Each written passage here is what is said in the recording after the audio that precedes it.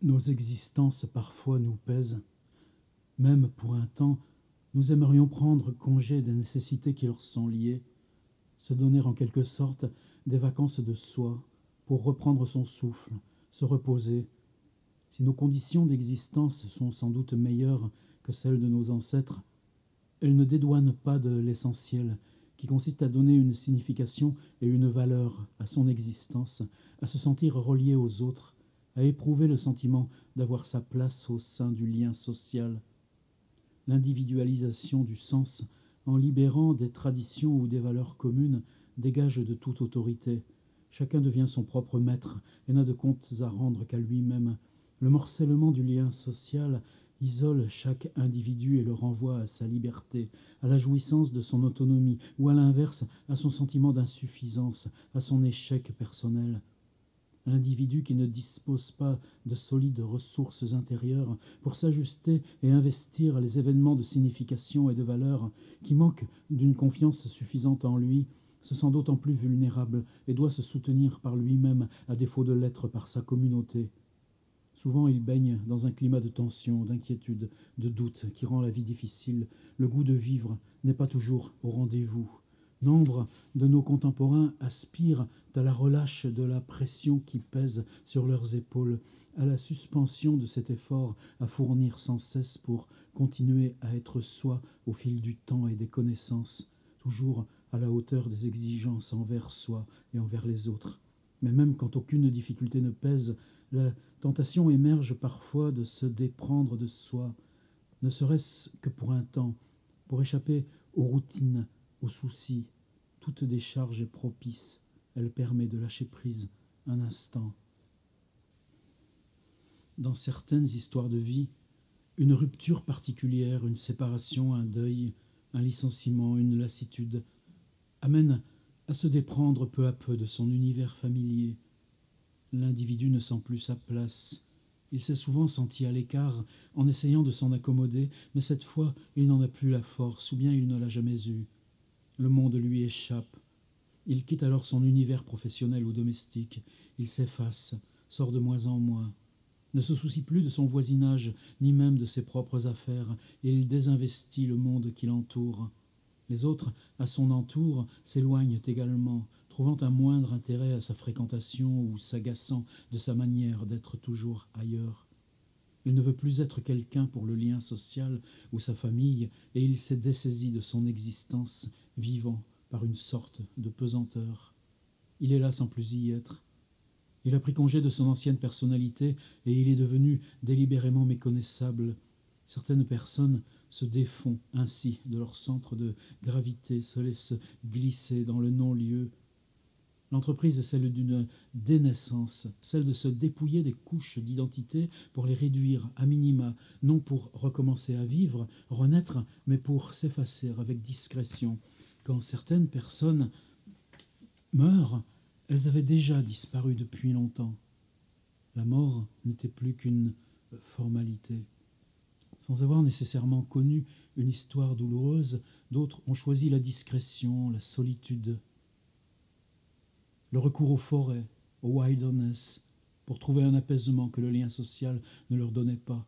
Ils ne sont pas misanthropes, mais leur goût du silence, de l'intériorité, de la sobriété l'emporte sur les avantages du lien social. Ils n'ont d'ailleurs jamais tout à fait quitté ce dernier, mais ils se ménagent malgré tout des moments de retrait.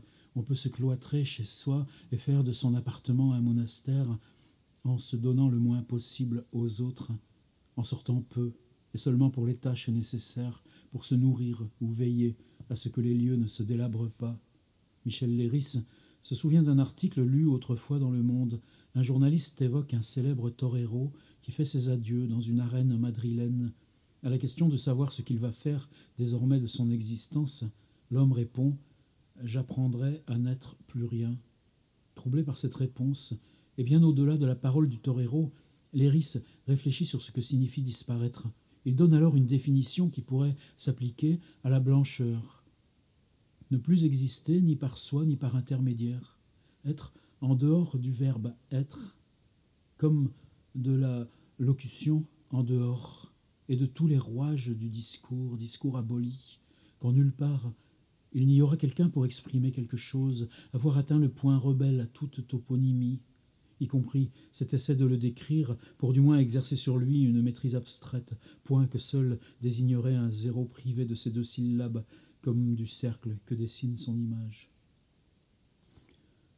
Marqué sans doute par une séparation précoce avec sa mère, aussitôt après sa naissance, Emily Dickinson se réfugie en soi, dans une solitude ontologique, et dira plus tard n'avoir jamais eu de mère. À 30 ans, elle décide de ne plus sortir de chez elle.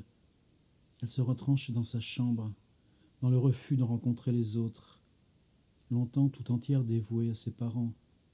Quand on sonne à sa porte, elle se réfugie dans sa chambre, et si elle est dans la nécessité d'échanger quelques paroles avec ses visiteurs, elle se tient derrière la porte, dans un refus du face-à-face. Mais les visites sont si rares que Claire Malroux parle de visitation.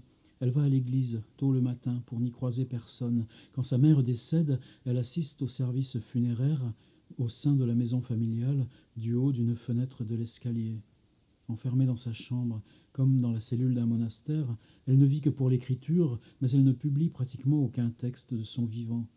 Quand elle est malade, le médecin se contente d'entrevoir sa patiente allongée sur le lit, sans franchir le seuil de la porte. Voix d'une emmurée vive, dit Claire Malroux. Quand vers la fin de sa vie, elle reçoit la visite d'une amie d'enfance, elle ne descend pas de sa chambre pour la voir. Les deux femmes échangent à distance d'un étage à l'autre. Pour ses funérailles, elle donne la consigne que son cercueil ne passe pas par les rues mais à travers les champs, et elle est enterrée dans un pré appartenant à sa famille parmi les boutons d'or dont elle rêvait. Toute son existence et même dans la mort, elle cherche l'invisibilité et délibérément la blancheur, en se revêtant d'une robe blanche et en emplissant sa chambre de lys blanc. Certains s'enferment dans leur appartement ou leur maison et n'en sortent que pour le strict nécessaire. Ils transforment leur demeure en une sorte d'ermitage propre à abriter leur désir de solitude ou leur radical désinvestissement du monde. Aucun visiteur ne vient plus les voir. Un exemple entre mille, en septembre 2012, on trouve un cadavre momifié dans un appartement. C'est celui d'un homme d'une quarantaine d'années. Sa mère est morte en novembre de l'année précédente. Présent lors de son enterrement, il avait renouvelé le bail de la location. Et puis, il s'était cloîtré dans l'appartement, en s'habillant avec les vêtements de sa mère, comme pour ne faire plus qu'un avec elle, et s'était laissé mourir de faim. De tels faits divers sont courants, attestent de ce désir éperdu de retrait du lien social quand toute signification se dérobe et que le goût de vivre est anéanti. Certes, cette extrême solitude n'est pas toujours un choix, elle est parfois subie et se révèle comme un symptôme de l'isolement qui affecte le lien social, l'indifférence aux autres. Mais parfois ce n'est pas tant de dépersonnalisation qu'il s'agit que d'une impersonnalisation, se défaire de toutes les contraintes de l'identité pour ne plus exister qu'à minima. Robert Walser est un écrivain majeur, mais peu connu tant son œuvre demeure insolite. Il répondrait d'ailleurs avec tranquillité « Il y a en effet des gens qui veulent tirer des livres des enseignements pour la vie. Pour cette sorte de gens très respectables, je dois dire qu'à mon immense regret, je n'écris pas. » Des personnages, des nouvelles ou des romans de Walser, Walter Benjamin écrit qu'ils viennent seulement de la folie. Ce sont des personnages qui ont surmonté la folie et qui, pour cette raison, font preuve d'une superficialité déchirante, tout à fait inhumaine, imperturbable. Pour désigner d'un mot ce qu'ils ont de charmant et d'inquiétant, on peut dire qu'ils sont tous guéris. Robert Walser est un personnage animé du désir de disparaître de soi. Il est hanté par la volonté de ne plus assumer les contraintes de son identité. Malgré les livres, les articles qu'il publie, il refuse toute compromission dans un monde où il peine à se reconnaître sans jamais être en position de refus à son égard. Le monde est là, mais il s'en désintéresse, car s'il fallait s'y arrêter, il faudrait assumer son nom, son histoire, une responsabilité, ce à quoi il s'est toujours refusé. Pour disparaître, Walser se confond au rôle qu'on lui attribue. Il s'efface comme acteur de son existence et se prête volontiers à la pesanteur des choses. Il écrit que n'ayant jamais été un enfant, il gardera toujours en lui quelque chose de l'enfance. Il demeure comme suspendu hors de l'existence, derrière un mur invisible qui l'amène à son curieux style à la fois ironique, enfantin et grave, digressif, comme décalé et privé de centre. Écriture de l'absence, de la distance, d'une sorte de tendresse désabusée, en apparence sans épaisseur, et qui pourtant suscita l'admiration de Kafka, de Musil, de Hesse, de Benjamin, de Tucholsky. Benjamin, on se contentera alors de penser qu'écrire et ne jamais se corriger est la parfaite interpénétration d'une absence totale d'intention et de la plus haute préméditation. À son image, ces personnages cherchent l'insignifiance. Ils entendent se fondre dans l'ambiance, n'avoir aucun but, se perdre dans des détails. Ils sont sans épaisseur, ou plutôt toute leur profondeur se donne à leur surface. Je suis toujours devant la porte de la vie, je frappe, refrappe sans violence il est vrai, et je tends l'oreille, j'écoute si quelqu'un vient tirer le verrou et m'ouvrir. Je suis quelqu'un qui écoute et qui attend, rien d'autre, mais comme tel, parfait, car en attendant, j'ai appris à rêver. Robert Walser. Pour moi, quelqu'un qui s'appelle David Le Breton, sociologue, anthropologue, en tout cas, est-ce que ça veut dire quelque chose de reséparer les catégories et les genres dans le fait même de tenir récit et d'explorer tout à la fois le réel et les livres qu'on porte à l'intérieur de soi. Donc, j'ai récemment découvert ce marché, éloge de la lenteur. J'avais repris ce livre qui est si important, La peau, la trace, son livre sur les visages. Et je suis venu, j'aime tellement lire, sa façon digressive d'explorer, comme ça, un peu comme le plaisir qu'on avait au livre de Bachelard, L'eau et les rêves, la terre et le songe, la terre et les rêveries du repos, l'eau et les songes. Donc, que je suis venu aussi à se disparaître de soi. C'est un livre qui est sorti en 2015. Vous l'aviez remarqué? C'est une question quand même. C'est-à-dire, qui nous parle des livres qui comptent? Les suppléments littéraires du jeudi? Je ne sais pas. Peut-être qu'ils en ont parlé. De toute façon, ça s'éloigne de nous tellement, tout ça. Ils parlent tous de la même chose, ils parlent que du bruit. Simplement, David Le Breton, il ne fait pas de bruit.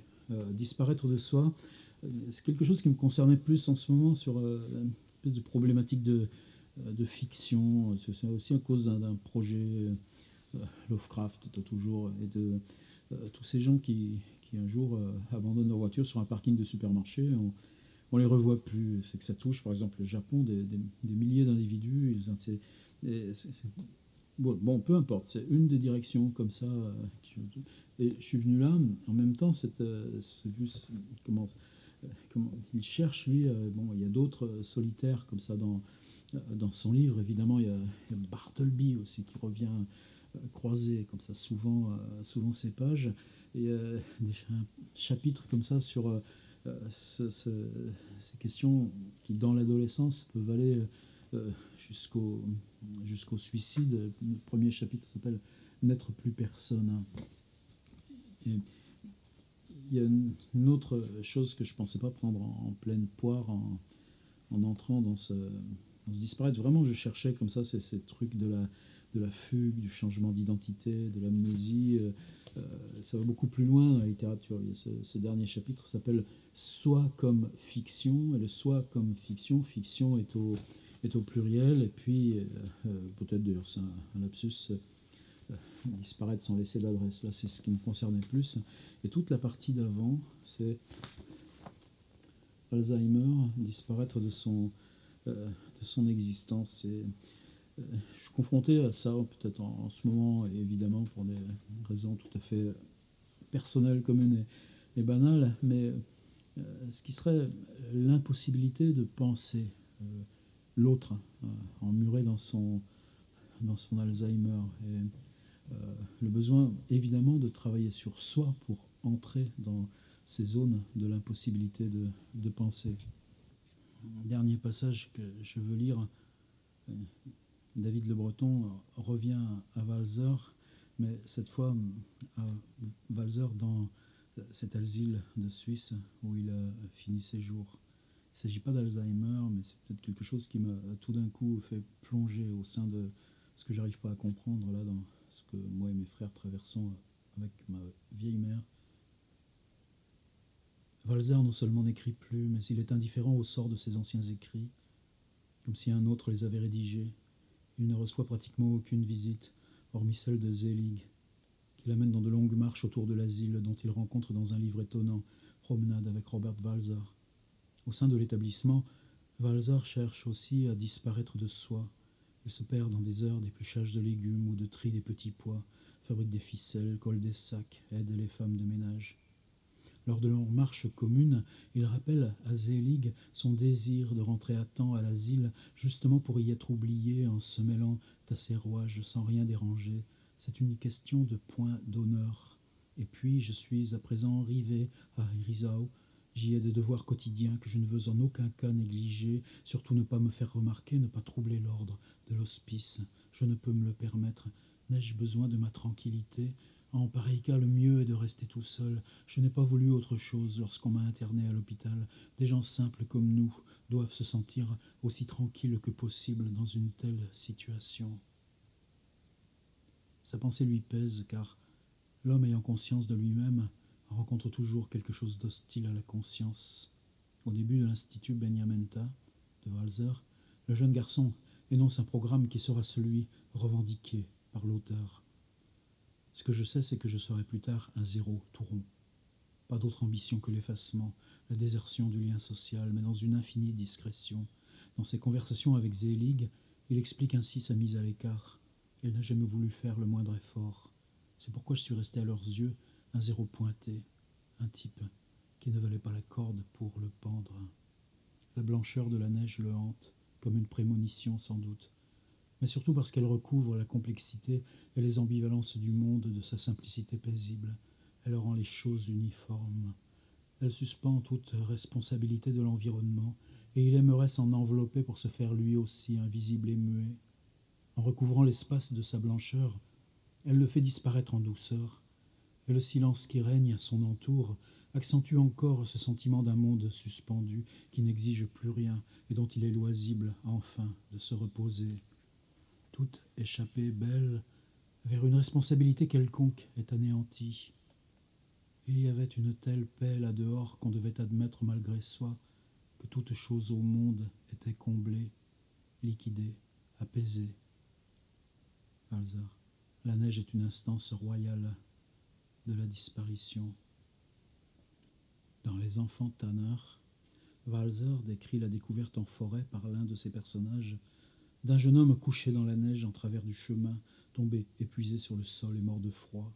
Il reste émerveillé et se dit qu'il a noblement choisi sa tombe, là, sous ces magnifiques sapins verts et la neige qui les recouvre.